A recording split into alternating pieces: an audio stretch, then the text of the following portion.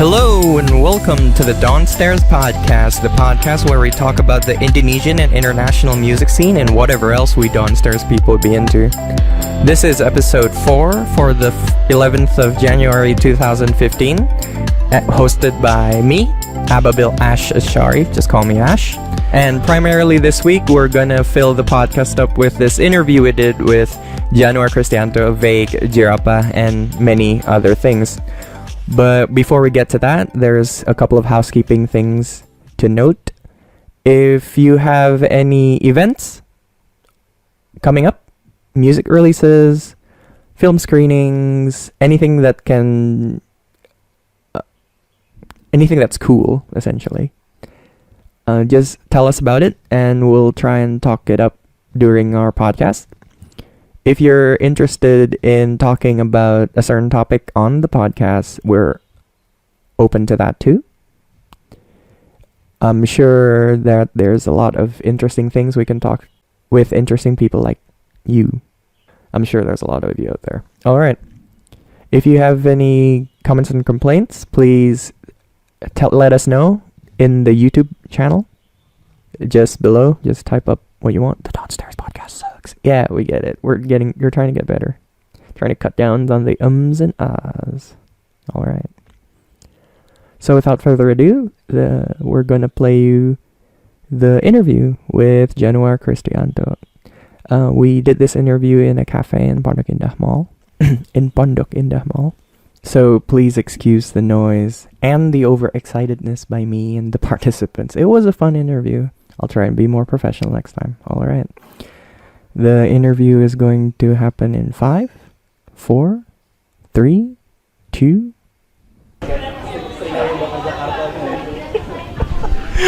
All right. And we're back. This is Ash again. And we're here in Blacklisted Pondok Indah Mall with...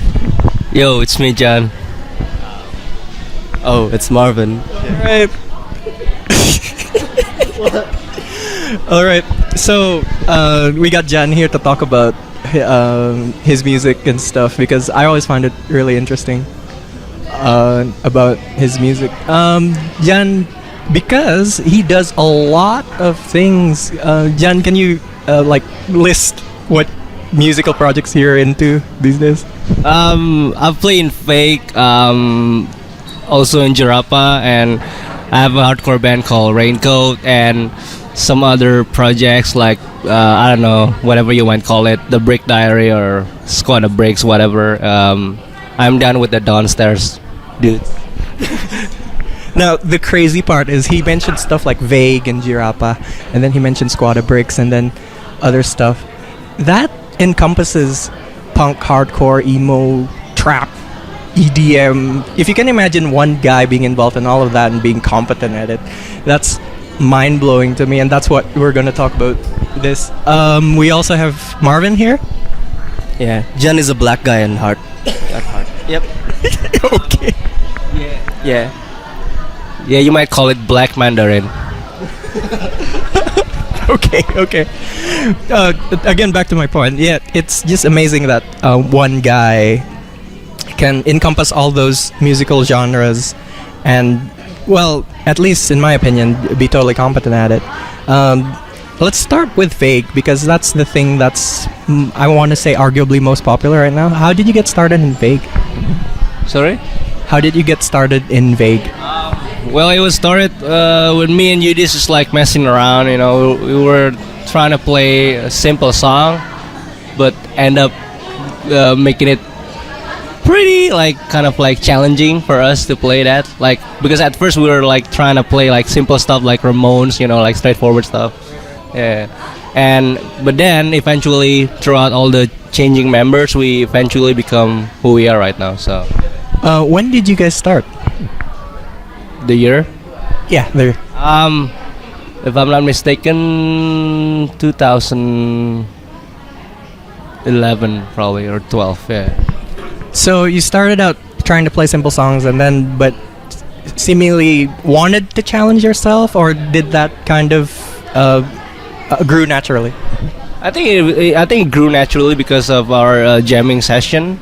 So we thought like, okay, we went with this part, and then like we might play that part, and like eventually it became really organic, and yeah, that's what we are right now. Yeah.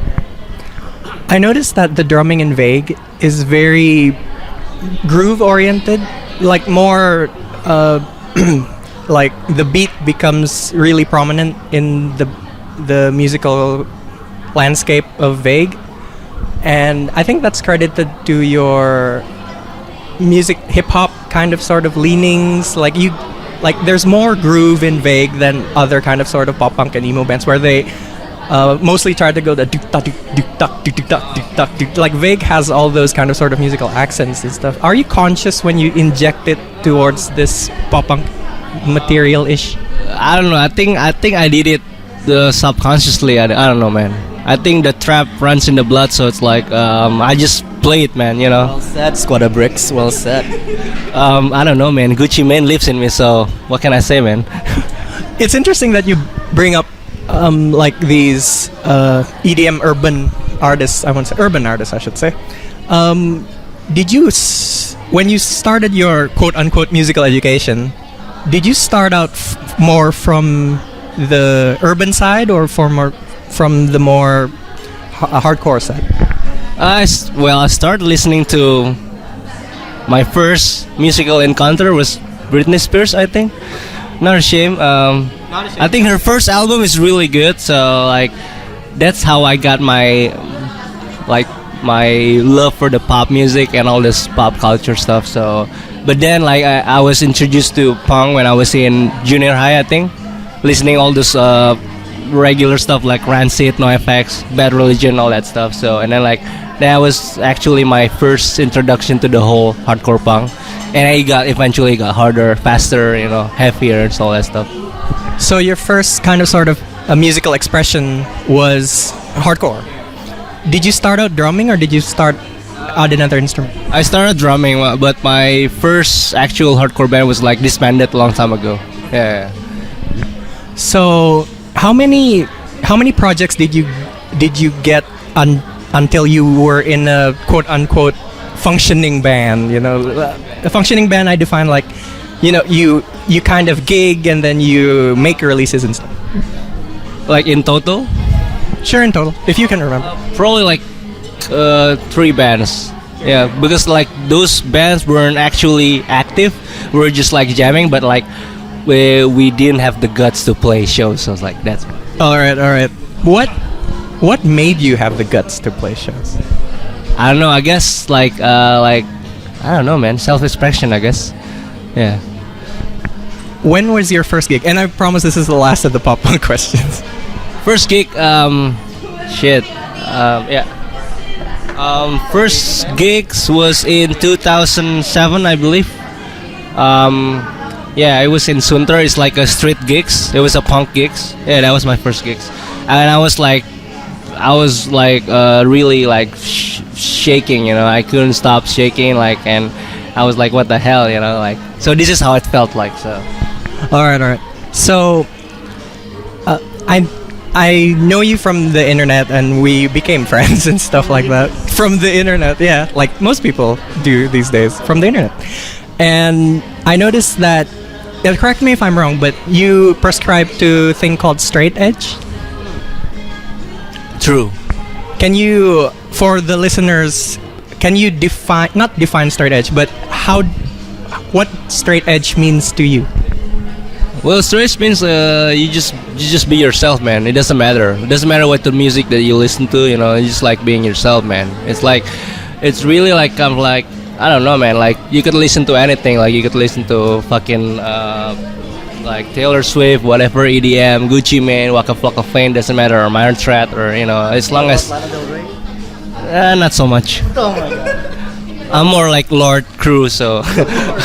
Lord for life. Ariana Grande is pretty good, so Back to the top.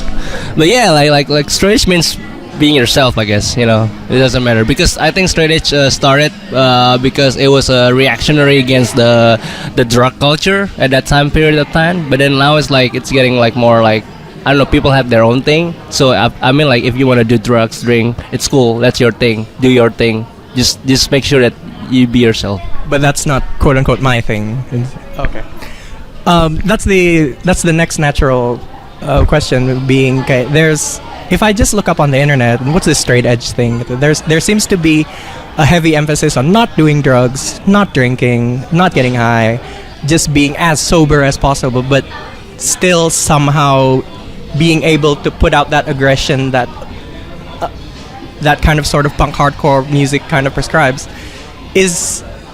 But you just you were saying that straight edge has evolved into just becoming yourself rather than having to put out these punk and hardcore kind of expressions. In a way, I think you still have those kind of like this foundation, but like eventually it's every man for himself. So you have like to actually articulate those elements and just like putting it in your life, you know, because everyone like lead a different life, so it can't be the same, you know. I see. Okay, so you started in high school-ish, 2007. You started being in this hardcore punk bands. What kind of made you interested in like urban music? Well, funny story, I used to not like hip hop back in the day. I was like, what the fuck? Like, And on that note, we're gonna take a break, and when we return, we'll see how Januar Kristianto absolutely hates hip hop. See you in a bit.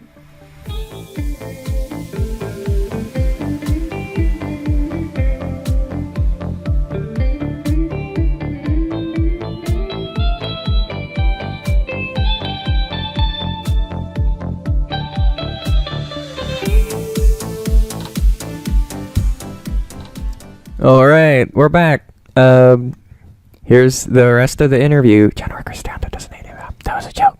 All right, here it is. what the fuck, like, you know. But then now, like, I mean, it's like it's crazy, you know. Like it's been a hell of a ride, you know.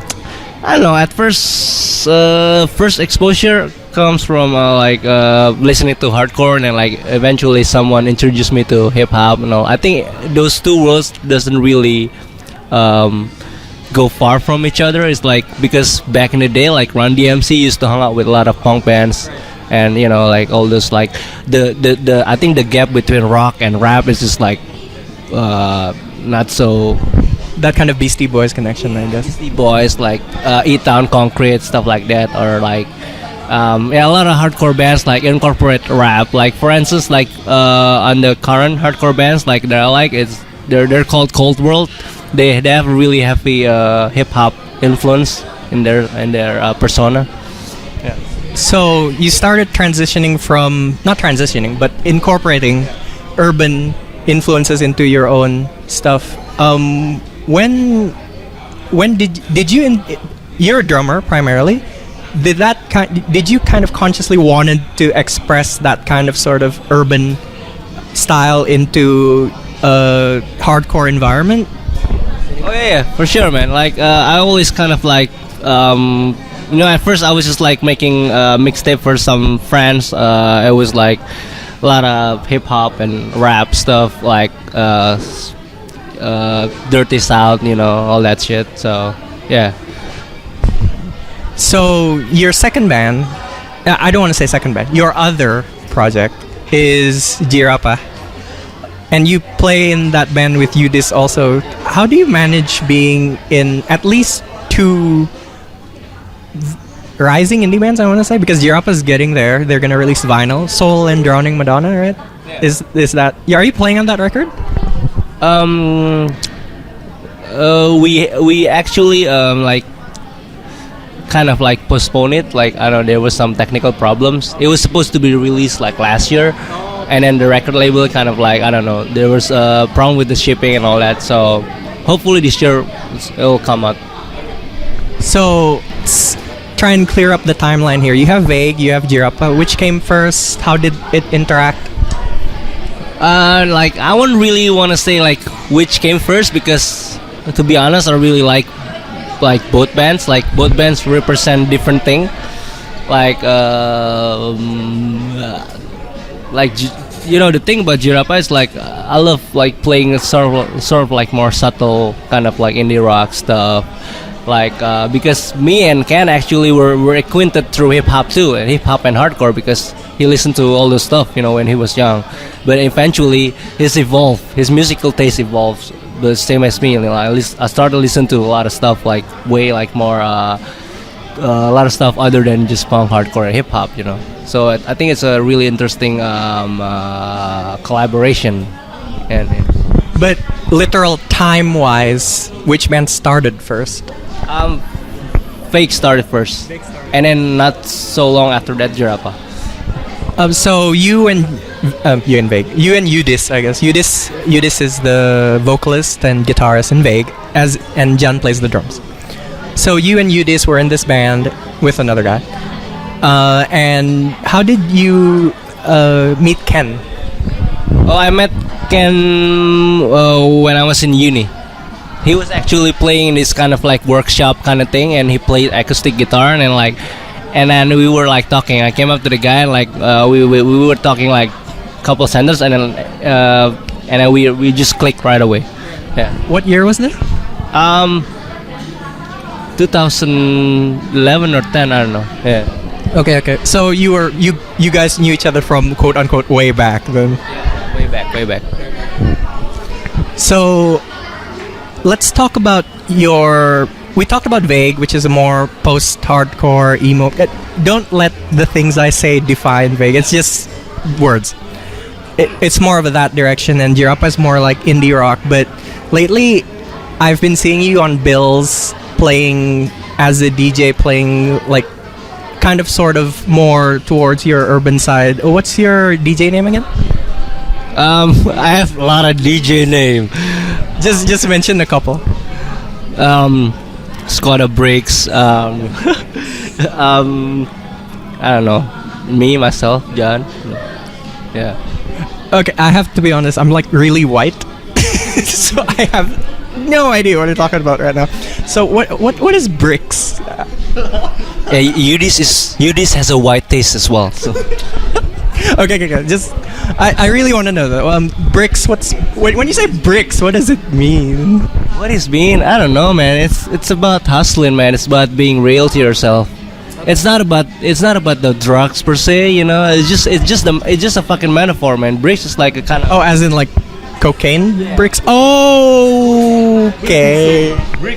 Breaking. Okay, but it's not about the drug.